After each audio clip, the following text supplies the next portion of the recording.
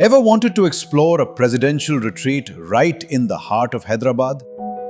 We're talking about Rashtrapati Nilayam in Secunderabad. For decades, this beautiful estate has served as the president's winter retreat.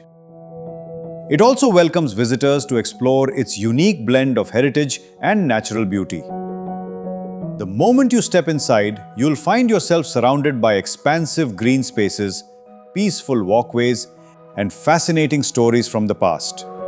One of the highlights of the estate is the historic main building, which serves as the president's residence during visits. Its elegant architecture and serene surroundings make it a must-see attraction. As you explore further, you'll come across Nilayam Nikunj, a beautifully designed garden space that offers a peaceful escape amidst nature. The estate is also home to several themed gardens, including the herbal garden, rock garden, maze garden, musical fountain, etc. If you enjoy discovering unique spaces, don't miss the Nakshatra garden, which showcases plants and trees arranged to showcase the 12 zodiac signs. Art and culture enthusiasts can walk through the Cheriyal Art Tunnel, which showcases a traditional storytelling art form in a vibrant and engaging way.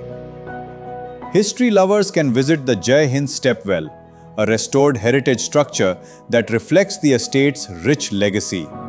As the day unfolds, you can relax amidst the gardens, enjoy the peaceful atmosphere, and experience a side of Secunderabad that many people have never seen before.